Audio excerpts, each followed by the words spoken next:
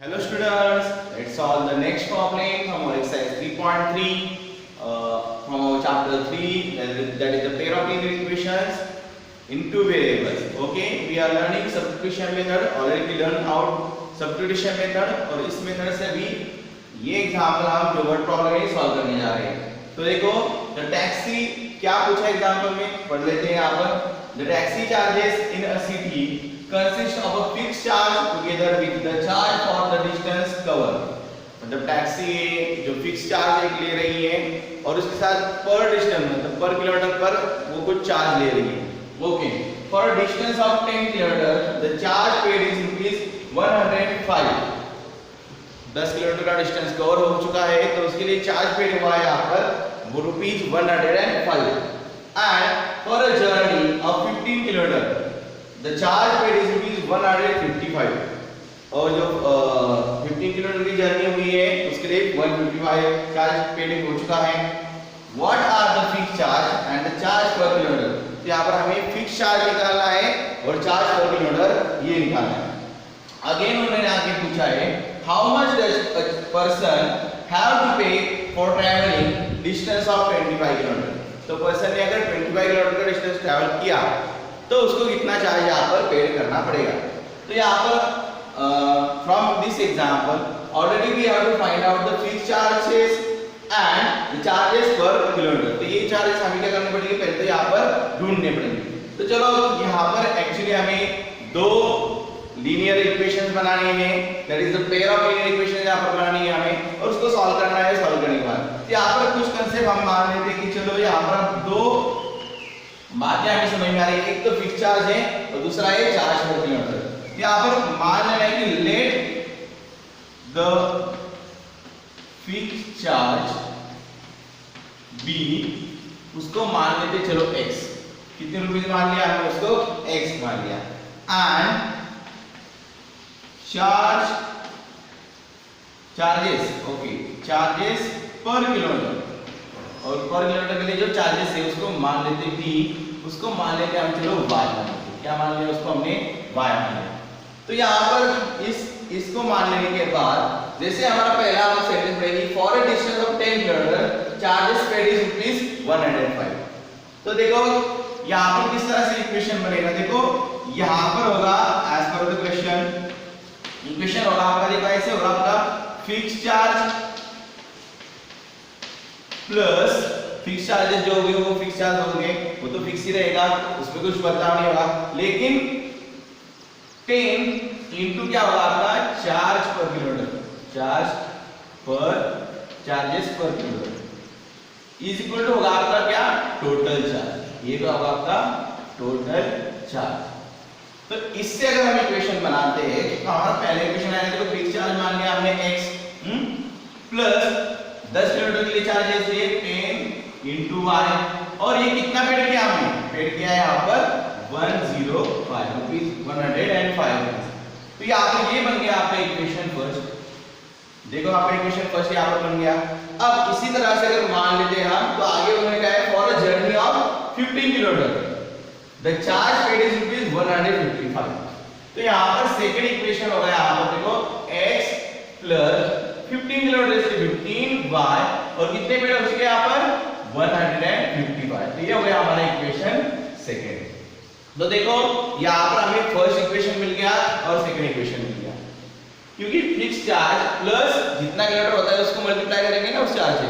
अगर आपको 10 किलोमीटर जाना है और आपको आपकी हर एक किलोमीटर के लिए आपको 5 रुपए देने पड़ेंगे तो 10 किलोमीटर के कितने हो चुके हैं, आप क्या करोगे 10 इनटू 5 करोगे.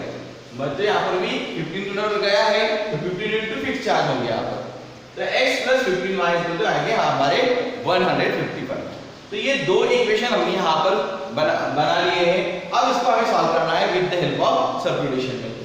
तो यहाँ पर जो लेते हैं लेट इक्वेशन 1 इक्वेशन 1 है हमारा x plus 10y equal to 105. चलो ये 10y वापस शिफ्ट कर दे तो आपको x की वैल्यू मिल जाएगी मतलब 105 minus 10y. So you got here the value of x.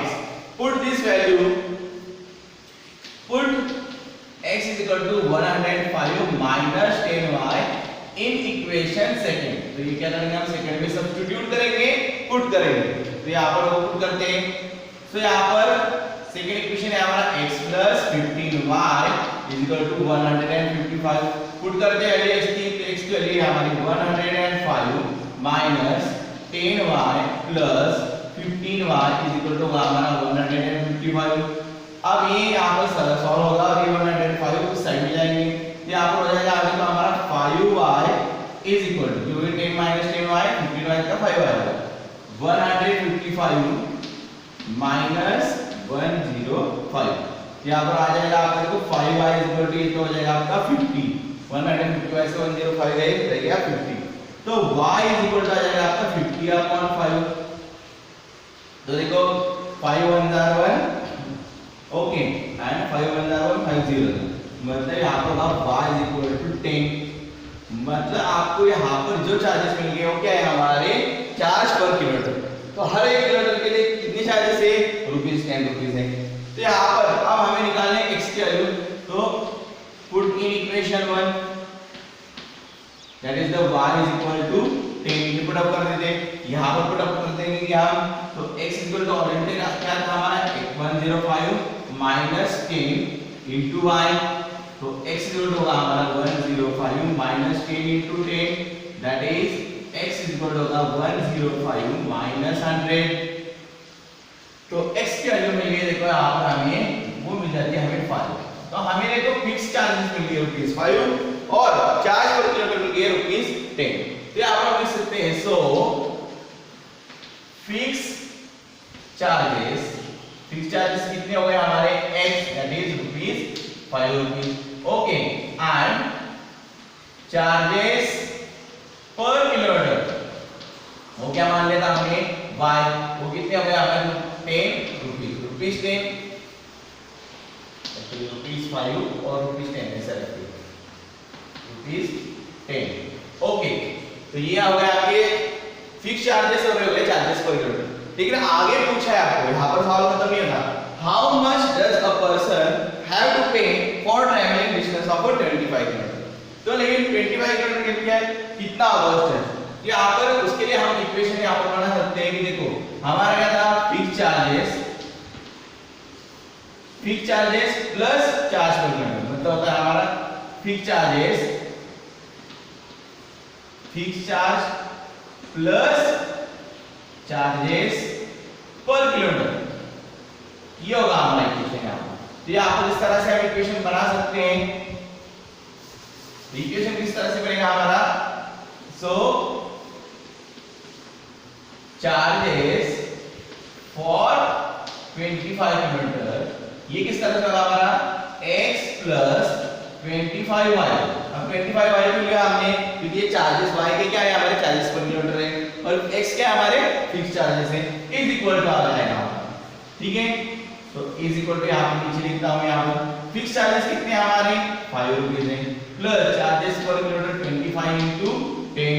तो यहाँ पर 5 प्लस हो जाएंगे हमारे 250 दैट इज हमारे हो जाएंगे 255। सो यहाँ पर हो गया हमारे so charges must paid for 25 kilometre is rupees how much 255। तो इस तरह से हमने देखो एग्जांपल सॉल्व किया जाएगा। Example number 4 from our exercise 3.3। तो चलो इसके आगे का एग्जांपल हम सॉल्व करते हैं, इसके आगे का एग्जांपल देखते हैं वो किस तरह से सॉल्व करना है।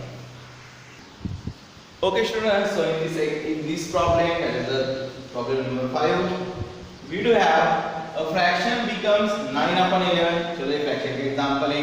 It becomes 9/11 if 2 is added to both the numerator and the denominator। देखो 2 ऐड किया है न्यूमरेटर डिनोमिनेटर में तो कितना बन जाता है 9/11।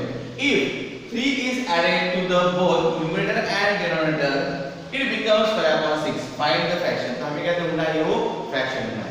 As we know that fraction में न्यूमरेटर होता है और डिनोमिनेटर होता है, तो चलो उसको x और y मान लेते हैं यहाँ पर। तो हमें दो लीनियर इक्वेशन यहाँ पर मिल जाएंगे। So let B numerator x मान लिया हमने न्यूमरेटर को एंड डिनोमिनेटर और डिनोमिनेटर को मान लिया हमने यहाँ पर y मान। ओके, सो जैसे कि हमारा क्वेश्चन बता रहा है कि अगर हम न्यूमरेटर और डिनोमिनेटर में क्या करते हैं, ऐड 2 ऐड करते हैं, तो इसका अर्थ ये होगा कि x प्लस 2 और डिनोमिनेटर जो है देखो फ्रैक्शन तो हमारा कैसे होगा x अपॉन y, और दोनों में हमें क्या करना है 2 ऐड करनी है, तो x प्लस 2 हो जाएगा y प्लस 2 हो जाएगा। तो ये कितना बन जाता है, ये बन जाता है हमारा 9 अपॉन 11, इट बिकम्स 9 अपॉन 11। तो ये हो गया हमारा इक्वेशन 1। लेकिन इसको ये हमारा प्रॉपर फॉर्मेट में नहीं है, इसको हम पहले प्रॉपर फॉर्मेट में कर देते हैं। जो 11 से यहाँ पर मल्टीप्लाई होगा, मतलब 11 in the bracket x plus 2 is equal to 9 in the bracket y plus 2। यहाँ पर हो जाएगा आपका 11x plus 22 is equal to 9y plus 18। Shift कर देते हैं तो 11x माइनस 9y और 18 माइनस 22, तो आपको बन जाएगा देखो 11x minus 9y is equal to minus 4।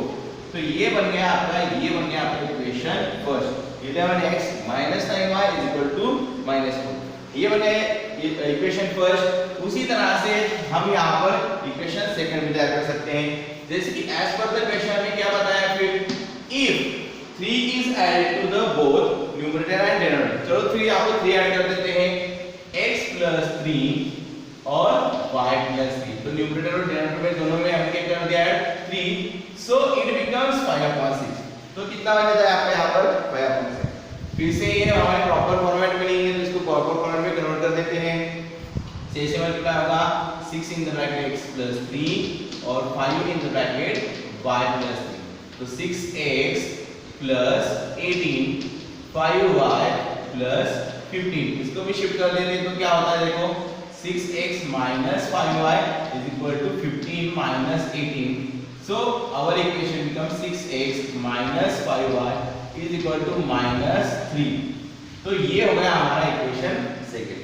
तो देखो हमें दो इक्वेशन तो मिल गई, इक्वेशन 1 और इक्वेशन सेकंड। तो अभी क्या करना होगा, हमें किसी को तो वेरिएबल को सिंगल रखकर हमें x या y की वैल्यू निकालनी पड़ेगी, और वो सब्स्टिट्यूट करनी हमारे आइदर इक्वेशन फर्स्ट में या आइदर इक्वेशन सेकंड में। चलो वही करते हैं फिर यहाँ पर। तो सेकंड जरा आसान लग रहा है हमें, यहाँ पर सेकंड की वैल्यू शिफ्ट कर देते हैं। सो लेट इक्वेशन सेकंड, तो सेकंड लेते हैं हम, सेकंड क्या हमारा 6x minus 5y is equal to minus 3 है, तो शिफ्ट कर देते हैं यहाँ पर, तो हो जाएगा हमारा 6x is equal to minus 3 और ये माइनस 5y आप जाके प्लस 5 हो जाएगा। अब ये प्लस 5y हो गया, अब x को यहाँ पर रखते हुए माइनस 3 प्लस 5y सबको डिवाइड हो जाएगा यहाँ पर x 6 हो जाएगा। तो ये मिल गया हमें x की वैल्यू यहाँ पर कि x is equal to minus 3 plus 5y upon 6। Put this value that is the minus 3 plus 5y upon 6 in equation second। Sorry यहाँ पर सेकंड से इसलिए हम यहाँ पर रखेंगे फर्स्ट में। तो ये वैल्यू आप इस इक्वेशन में हम पुट अप करेंगे।